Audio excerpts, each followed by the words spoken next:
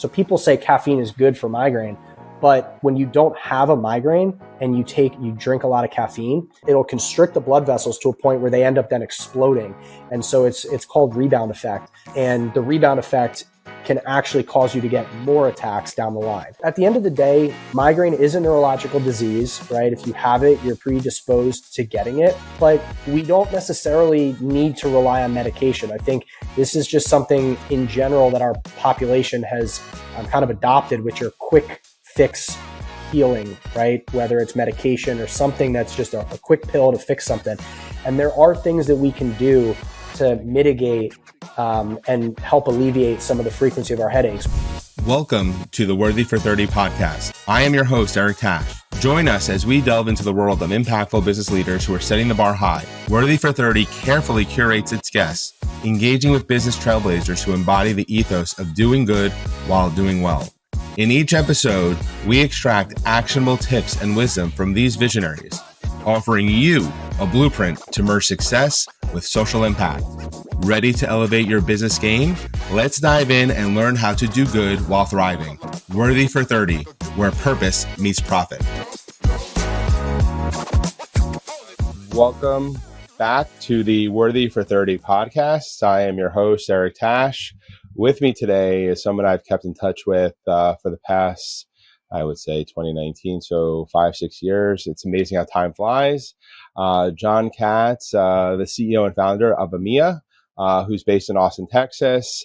Amia is a food product that helps migraine sufferers battle, or more, not just battle, but also more preempt any sort of trigger that may cause the onset of a migraine. Before Jon and I were recording, something that I pulled up just doing a basic Google search, the global migraine market products, headache relief product, migraine headache relief products is $9.6 billion. That's when in 2022. A huge CAGR, so by 2027, that number is going to be 1.5x, which is just astounding. And then Jon, who's going to talk about his journey, as being an entrepreneur in this market, introducing again foods that help migraine sufferers combat or preempt any of these migraine triggers, is going to talk about his journey. And also his journey from, working at startups, working as a co-founder, to actually founding his own business, especially a business that's near and dear to me. It's in consumer packaged goods, doing online retail and brick and mortar retail. So definitely want you to stick around. A lot of insights that are going to be dropping in the next 30, 40 minutes. Jon, welcome to the show. Yeah, what's up, Eric? It's cool that we've kept in touch this long. It's great. Yes, absolutely. And the last time you and I were talking, you were the CMO of Fanchest in Brooklyn, New York. Was that in Dumbo? It was Dumbo. I ended up moving to Dumbo. I had a nice walk to work underneath the two bridges. I went underneath the Brooklyn Bridge, underneath the Manhattan Bridge, and right to the office. So it was pretty great. That's excellent. And then what was your journey after Fanchest, just for the listeners to understand how you got from there to where you are today? So I ended up moving to Austin in 2019. Fanchest was going through an acquisition. So we got acquired back in 2019. I figured it was time for me to get out of New York. I was there for 10 years. Came to Austin and was doing my own thing. I was doing some real estate, doing some consulting, and then ended up getting a job, sixth employee at a company called Build. They do construction finance. 4 years later, we had 120 employees. I was one of the 5-6 on the executive team. So really grew that company, and pretty quickly, I started with them as, like I said, sixth employee. We were probably doing, under $1 million in revenue, and I'm not sure what they'll do this year, 30, 40 million, something like that. And back in January of last year, 2023, I ended up getting the biggest and largest cluster of migraine headaches I ever got. And so I've been getting migraines since I was 7, and it's just something I've always dealt with, but got this huge cluster, and it just really knocked me out, and started doing some more research, more holistic ways of, kind of managing my headaches. And I came across the book Heal Your Headache by a pretty famous neurologist, Dr. David Buchholz. And he really spoke very deeply about dietary modifications, food triggers. He used an elimination diet with over 3,000 patients over 3 decades to kind of back into what a lot of those common triggers were.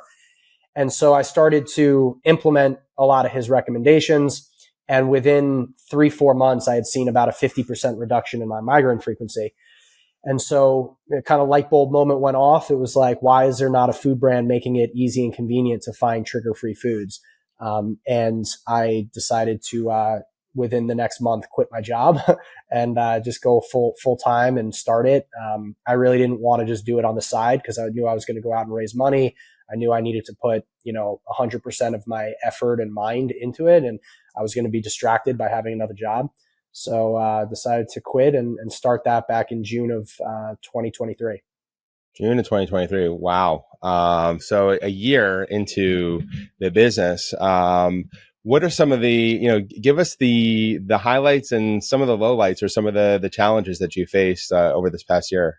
There's so many highs and there's so many lows. You try and, emotionally stay very stable, right? Because that's how you make good decisions. And I try and keep a pretty level head, but there's so many exciting things that happen that you get really, really pumped about, and it brings you up and gives you energy. And then there's so many things that are kicks in the, and you kind of have to just take it and bounce back. I'd say, early on, one of the big things that I was naive about how much money I thought I was going to be able to raise.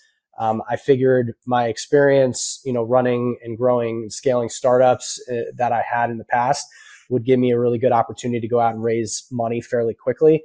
I thought it was a, huge market opportunity, my experience level, and I was wrong. It was very, very difficult to go out and raise money. I know that part of that is the environment, but part of it is just, you got to prove it. And it's always about proving it. Problem is with fundraising, it's always prove it. It's prove it. Even if you've proved it, then they want to see the next thing you're going to prove. And so it's this vicious cycle that's very, very challenging. But I'm still in that angel phase where I'm raising angel money. Raised about 250,000, which is pretty good for where I'm at, but you need a lot more money than that to really grow a business like this. Now I could certainly, create more of a lifestyle business, but that's not really why I'm in startups. I'm here to grow businesses quickly, scalably, scale as fast as I can. Now, under the new kind of rules of profitability and not doing it recklessly, and I've been through that reckless environment of scaling businesses too quickly, but I'm not looking to just grow, 10% year over year for the next, 25 years. That's not what I'm looking for. So raising money is something I'm trying to do and I do want to do. And yeah, it's been significantly more challenging than I anticipated. Gotcha. Okay. So from the fundraising aspect, it's very challenging. And in that, over that time, as you're fundraising, and again, the investors are saying, prove it, or what have you done for us lately for the market that you're trying to impact for the category? How many SKUs or how many active products does the brand have currently? So there's technically 4 SKUs with the variety pack, but there's 3 flavors. 3 flavors. So we have a original, a cinnamon, and a coconut. We're selling baked oat and seed snack bars right now. Gluten-free oats, superfood seeds, natural sweeteners, and coconut oil. That's pretty much all we have in the product. Right, and these limited ingredients are scientifically proven to help mitigate and preempt or prevent migraine or trigger migraines. Correct? I'm not going to go down the scientifically proven path. I work with a bunch of neurologists and dietitians, and I've spoken deeply with the doctor who wrote that book. And so I run all of the ingredients by my doctors, my dietitians, to make sure, are there any correlations that they've seen between this ingredient and migraine? With that said, there are no clinical studies or clinical trials on what I'm going to quote, the Heal Your Headache diet, which is the book. It's a very common thing in the migraine community, the Heal Your Headache diet, but there are no clinical trials that scientifically prove decreases. Now there's tons of qualitative stories that you hear from people that swear by it. And I am one of them. And my co-founder, who I'm announcing next week, a celebrity, she's gone through dealing with migraine since 2011. She went on this retreat, and it was a kind of a wellness retreat. And part of it was kind of changing up diet. She didn't even realize it was going to have an impact on her migraines, and it did. I've spoken to many, many people who the Heal Your Headache diet has changed their lives. So qualitatively, tons of evidence. Scientifically, I'd say still TBD, which is something I want to change. Excellent. And it's funny, you talked about, scaling the business. What you just mentioned is something that, hopefully the aspiring entrepreneur, the entrepreneur who's at the same stage in their business as you are, Jon, is listening, is you're doing something that's not scalable, which is talking to people who suffer from migraines and getting feedback from them on what are they doing to prevent migraine triggers. What are some of what are some of the misconceptions that people have about migraines? Is it, I have an Excedrin and, I have a migraine, I take an Excedrin and I lay down and that's it. I'll just wait for it to pass. What are some of those misconceptions? I'd say that there's a lot. I'll give you one very common one, and I'll keep thinking of others. But so caffeine is a really interesting one. So caffeine helps with migraine when you have an attack because it is a vasoconstrictor of blood vessels. And what happens in the brain when you get an attack is your blood vessels dilate, and it causes all issues and all of the symptoms that we get when we get an attack. Caffeine will help constrict those, which helps you alleviate a headache. So people say caffeine is good for migraine, but when you don't have a migraine and you drink a lot of caffeine, it will cause it'll constrict the blood vessels to a point where they end up then exploding. And so it's called rebound effect. And the rebound effect can actually cause you to get more attacks down the line. And so there's a lot of caffeine in medications. And I think a lot of that's going away now from my understanding. Where a lot of the medications for migraine no longer contain heavy doses of caffeine because they can cause that rebound effect. So that's an interesting one. But at the end of the day, migraine is a neurological disease, right? If you have it, you're predisposed to getting it. But we don't necessarily need to rely on medication. I think this is just something in general that our population has kind of adopted, which are quick fix healing, right? Whether it's medication or something that's just a quick pill to fix something. And there are things that we can do to mitigate and help alleviate some of the frequency of our headaches. We could do more meditation and relax more. We can get better sleep. We can hydrate. We could eat better and cleaner foods. There's tons of things. Now, there's things you can't control, right? We can't control the weather. Weather can be, a trigger for people. Changes in, barometric pressure, hormones, things like that. There are things we can't control, but there are things that we can. And I think it's just a misconception that we can't control any of it and we need to lean on medication.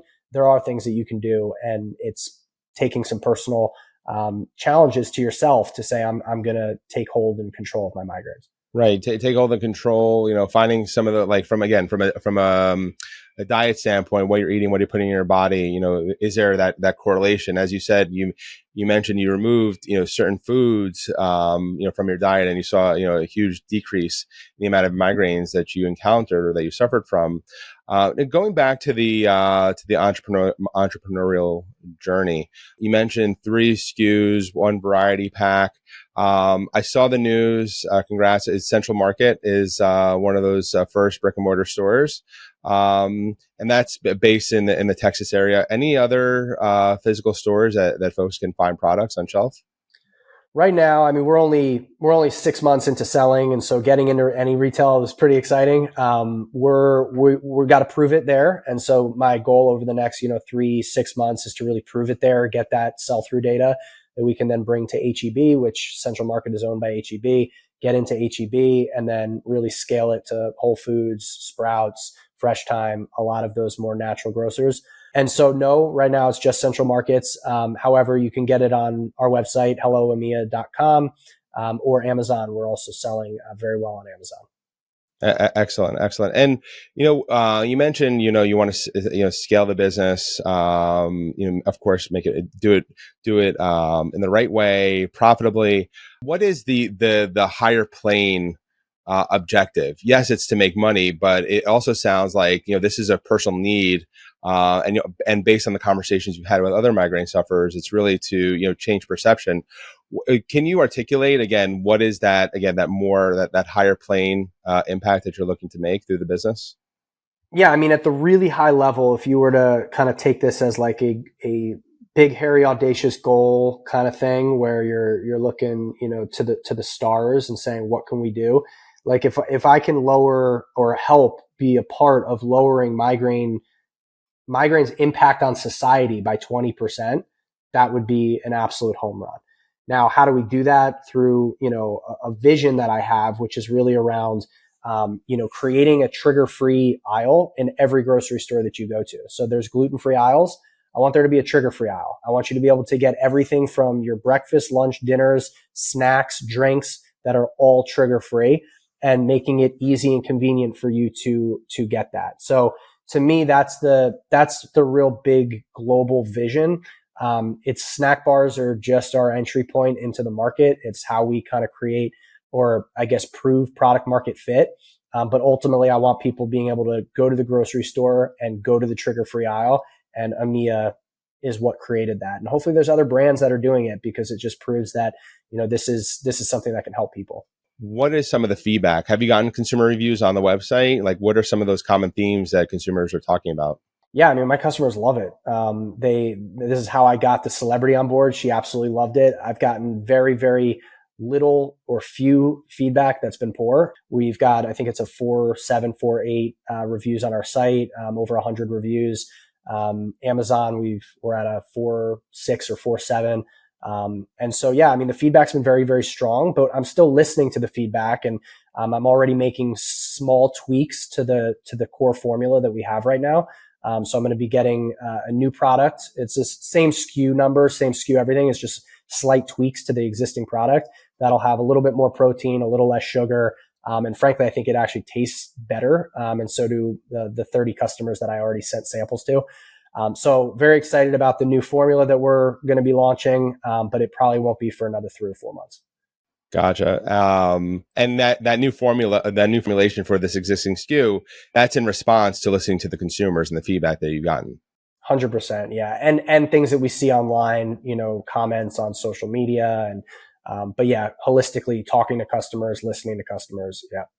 Not to put words in your mouth, but again, for you to speak to the entrepreneur who's going to be listening to this conversation, more importantly, the entrepreneur who's in the CPG, or better yet, in a consumer driven business that they're looking to scale, can you just underline the importance of listening to and speaking with your consumers and your customers? It's everything. If you're not doing that, then you create value by talking to your customer, by understanding your customer, and then delivering value. And you can't deliver value if you don't know your customer and you don't know what they want. So it all comes down to understanding your customer, listening to your customer. And you're not going to please everybody. You have to make the right decision. I had, out of the 30 samples I sent of the new product, I think I had 2 that said that they liked the current product better and they would prefer that I keep the current. And the other, 18 that got back to me were all like, this is a better product. And so I have to take the majority. But, and also as a founder, you have to take all of the information you get from customers, from advisors, from your team, from, employees, whoever, and you still have to make the best decision that you think you can. And sometimes it's a gut decision. Sometimes it's backed by data. It should be hopefully backed by data, but yeah, it should all stem from delivering great product, great value to the customer. Right. Because if you don't have a great product, then even if you have great marketing, people see through that. Consumers see through the product is not good. Yeah, 100%. Because again, you're not speaking to them. You're not getting that feedback. Again, going back to that topic of doing things that are not scalable, and getting feedback. Are you picking up the phone? Are you meeting consumers in person? Like, what can you give us some examples besides just sending emails to 30 consumers? Like, what else have you been doing? Again, in the early aughts of this business to really get a firm understanding of the consumer that's buying your product. Yeah, well, in the beginning, what I did was I reached out to everyone I knew who got migraines, and I asked them if they knew someone else who had migraines that I could talk to. So I got on the phone with like 30 or 40 different people just to talk about their routine, whether they knew about food triggers and dietary modifications, and how they manage their headaches, and got tons of information there. That's kind of what led me to the snack bar to start, because I didn't even know what product I was going to launch to start. I just knew I wanted to make food, and I was like, what product am I going to do? And snack bar kind of rose to the top. So, I think that was from just talking to customers, and really it was just, I know someone, let me talk to them. Who else do you know? Can you put me in touch with them? Cool. Now I'm talking to them. Can you put me in touch with somebody else? And it was just a lot of that. since I launched, I've cold called customers, my top customers who, I've had customers who have ordered 8, 9 times already, have spent $300-400 on the website, in just, 6 months.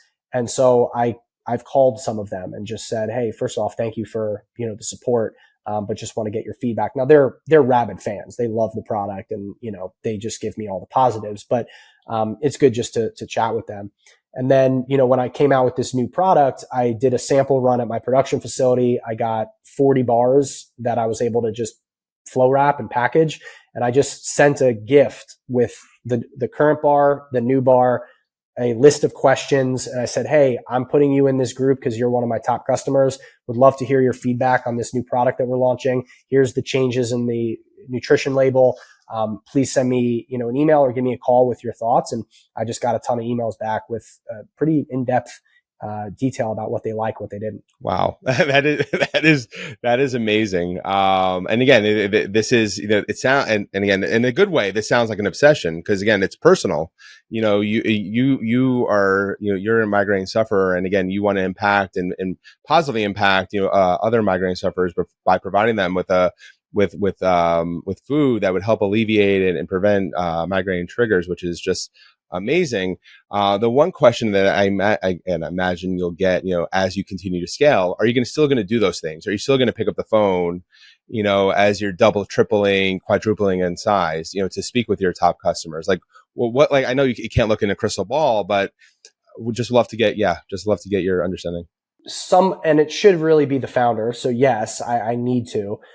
Does it get harder to discipline yourself to do that? Yes. But the further, and I've seen this happen with companies where the bigger the company gets, the further the CEO gets from the ground floor and from the customer. And I think it's a big, big mistake. And I think it's what stops companies from really making the right decisions. And so my goal would be not to ever stop that. It's a question of how do you stay disciplined enough to continue to do it. And to me, it's critically important. Now, as we launch new products, we're always going to get customer feedback. So, on our existing bars, am I going to be calling about the existing bars as much? Maybe, but maybe not. Maybe I'm going to be calling more about the new product launches. And when we get samples of the new products that we're going to launch, getting feedback. The ultimate goal is to launch a ton of different products here. So we always need to be getting our customers' feedback. 100%. Cause it's just amazing. You're going in the back end of the website. Are you on Shopify? I think you are on Shopify. Yeah. So Shopify, so you're in the back end, looking at your top customers, top lifetime value again, 6 months in, and you're like, okay, check. Let me give them a call. Let me send them this new product versus existing. Yep. I just created spreadsheets. Yeah, that is amazing. Because again, I'm not saying I've spoken with a lot of founders and a lot of CEOs. I've spoken with a handful, and to get this in depth and getting this picture, this visualization of how in depth and how close you are to your consumer is amazing. Because as you continue to sell, into brick and mortar, I imagine, if you're a category manager, a category buyer, it's like, okay, how are you growing my category? How are you increasing velocity? And more importantly, how are you positioning yourself differently than, the competition? It sounds like there's very limited competition now in your space, but, you're not planting the seed, you're, setting the stage more or less, for that competition for that category. So, and you're planting the seed with that category manager of, hey, I'm the founder. I speak to the consumers. I know I'm speaking with them, not saying I know what they want based upon the feedback they give me, which is just amazing. You don't really hear that as much, again, I see, at least, from the founders that I'm following on social media, it's just more of a curated highlight reel instead of like really, again, picking up the phone and reaching out and speaking with consumers. Yeah, it's important. It's really important. I advocate for it when I work with a number of other startups and founders to help them on their growth strategy. And one of my main things is knowing the customer and really the CEO knowing the customer. I think it's really important because I've been in situations where the CEO doesn't really know the customer and then they're still dictating a lot of direction. And I don't think that they have all the real facts from the customer. They might have some data, but they're a little too far removed from the customer. A little too. Now it's easy for me. I'm the only one doing it right now, so I have to do it, but I'm going to have to stay disciplined with that as As the company grows. Exactly. So going back to, June of 2023, you suffer this migraine, you read the book, you reformulate your diet, you want to start a business that helps migraine sufferers. To the aspiring entrepreneur who's on the precipice of starting their own venture, what is your advice to them just based on what you went through over the past year? You have to be prepared. It's going to be very stressful. There's going to be ups and downs. Money, personally, it's very difficult. It puts stress on your relationships. You have to be ready to really jump all in. I'm somebody that has to jump all in. There are people, and I actually know someone right now who, he was doing a business on the side on Saturdays every day for, I think, for the last year or more. That's great. And if you can do that and focus on your business and focus on your job, your day job, and then get home and, work nights and weekends, more power to you. If you can do that, I can't. I know that if my heart is in one direction, I'm going to be giving it 30% at my job, and we'll call it even 10%, 90% of my mind the whole day is going to be on my business. And I needed to jump all in. Now, I also needed to have enough money that could support myself. I needed to have side gigs that I could bring in money and income for myself to continue to pay the bills, right? So you got to prepare for that. You have to know yourself really, really well. What do you need? Do you need to jump all in, or, do you have a safety net and cushion with savings? Do you have another way to make money? So this is more of the life type of situation. What kind of family situation are you in? If you're with a wife or a husband, can they handle you doing that right now? Because it's going to put stress on the relationship. All of those things you have to take into account and then make the best decision. But the way I always look at it is, when I'm 80 years old, if I'm looking back on my career and my life, will I remember or be happy staying at a job too long, or will I be, upset that I did and I didn't start my own thing if I had an idea and I wanted to do it? I'd rather take the risk and look back on my life and say, I gave it a shot than, I should have given it a shot. And that's my mentality. No, and again, it's knowing yourself, like knowing that if you're going, like for you, you need to be in this 100%. And then also planning ahead, of course, having contingencies, side gigs, to pay the bills, in addition to having a personal runway, knowing that, the business may not may not turn profit for, let's say, for the first 6 months, and you're not taking money out of the business.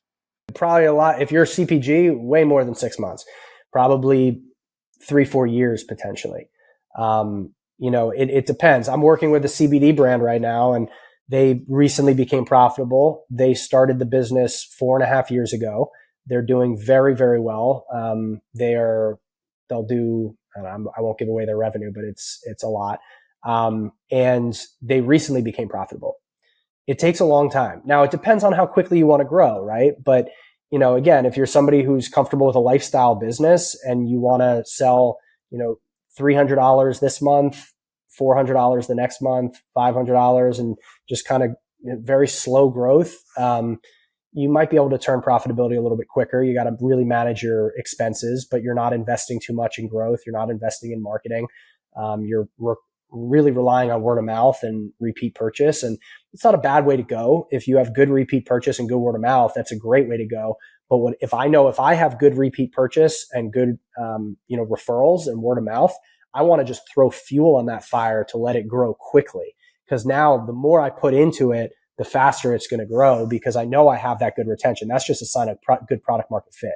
And so I want to leverage that and scale it. So you do have to know yourself, but I'll tell you, this is not for everybody. Know yourself. And if you have the stomach to do it and you want to do it, then I say do it. I think you should. But if you're questioning it because you don't think, again, if you're questioning it because you don't think you have the stomach, you have to really be honest with yourself. Do you? And if you think you do, then jump in. But it's not easy. It's a lot harder than I even thought it was. Yes, so, I am definitely taking your word on that. Yeah, and based on this conversation, based on not going social media, but more sort of like articles in terms of the venture market and, really looking for profitability and not, scaling recklessly, as you mentioned earlier in the conversation. Based on, having the stomach, based on knowing yourself, here's a question. Sorry to put you on the spot. Are entrepreneurs born or are they made? I think there's a combination of both, right? There are certainly entrepreneurs who are just born that way, right? I think without a doubt.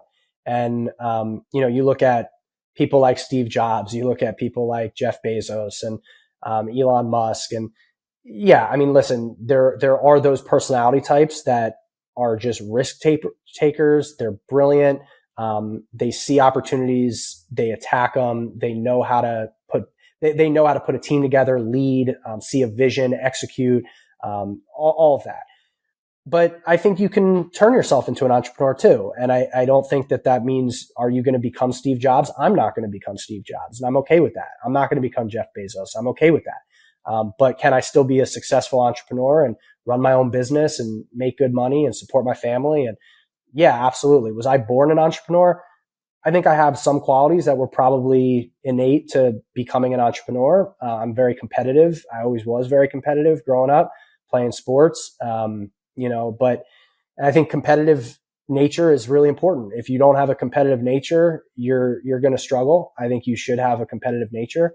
But no, you can still hone your skills, just like you can become a better basketball player by working hard. You don't have to be a born excellent basketball player. You can become better at it. And so I think it's a combo. But again, it goes back to knowing yourself. Do you have the work ethic? Do you have the mentality to become a better entrepreneur if you're maybe not born with all those kind of innate skills? A little bit of both. There's some qualities that are more innate for others. Of course, knowing yourself and being able to hone and refine, like, as you mentioned, like a professional basketball player or athlete. The other quality that's coming out of the conversation, yes, it sounds like you're very competitive, but also very curious. Because you had the migraine, you're like, huh, and you read the book and you're like, huh, like what foods can I eliminate? And then like, huh, is there a business here? Huh, let me talk to other migraine sufferers. Huh, let me talk to more migraine sufferers. So just like it snowballed. And so I think it's having this insatiable appetite, insatiable curiosity, actually. Yeah, and being an entrepreneur and being somebody who's been in business for a long time, I'm always looking for opportunities. My ears, my eyes are always open to try and like find unique ways that I can go solve a problem and create value. Literally today, I was out to lunch with a friend and I had another idea. I have ideas all the time. This one I might even start on the side. Who knows? I might have him help me with it. There's always things, if you keep your eyes open and you see problems, anytime you have a problem or a pain about something, you need to just say, can this be better? Right? No matter what it is, whatever you're doing, is there something that's frustrating about this particular aspect of your life? And how do you create a better solution, a better mousetrap for that problem? I'm probably not going to start it, but I have plenty of ideas. I write them down. I have a whole list. And at some point I might attack them. But yeah, you should always be curious and wondering, how can this be improved? Right. And it's funny, like, as you're talking about, like, the idea, the opportunities, can this be done better? Can I do it? Why not me? It reminds me of a conversation I had with Dan Reich, who's the co-founder of Dibs Beauty, who had the same sort of sentiment where it's like having that obsessive, about a certain problem. Can I provide the solution? Is there a business? What does the opportunity look like? And it's really like, why not me? Like, why can't I do this? Why can't I make it into a, create that better mousetrap? Which again, it ladders up to that level of curiosity. Jon, this conversation has been great. For the folks, you mentioned where they can find Amia, helloamia.com, Amazon to find the bars and the variety pack on Amazon as well. Yep. Variety pack, all of them are on Amazon and the website. Yep. Excellent. And if you're in the Texas area, Central Market, anywhere else that folks can find you, whether the business or you personally, to ask any questions, feedback? I'm mostly on LinkedIn. I mean, we're on Instagram, so it's at Migraine Friendly Foods. And I will say who our co-founder is. It's Jennifer Morrison. So she's an actress. She's been on a bunch of TV shows: House, How I Met Your Mother, This Is Us. She's been on Once Upon a Time, and then she does a lot of directing. And so she's been getting migraines for a long time. So you could definitely follow us on her social media as well. She'll be posting quite a bit from hers, and then our personal channel or our brand channel at Migraine Friendly Foods. And then me on LinkedIn, I try and keep up with my story and kind of what I'm up to at Amia. So feel free to follow me, and you'll kind of see. Excellent. And where can I get a hat? Where can I buy a hat? Actually, not get, buy. Oh man, nowhere yet. Soon. Hopefully, once I raise some money, I'll get a little bit more swag that I can pass out. All right, Jon. Well, thank you again. I'll include where to find Jon, his new co-founder, Jennifer Morrison, and Hello Amia's social media profile, specifically on Instagram. So if you have any more questions, curious about migraine friendly foods, you know where to find them. Jon, again, always a pleasure catching up and speaking. Yeah, appreciate it, Eric. Thanks so much. Thank you for joining this episode of the Worthy for 30 podcast. Stay tuned for more insights from impactful business leaders. Don't miss out. Follow us on all podcast platforms to catch every conversation.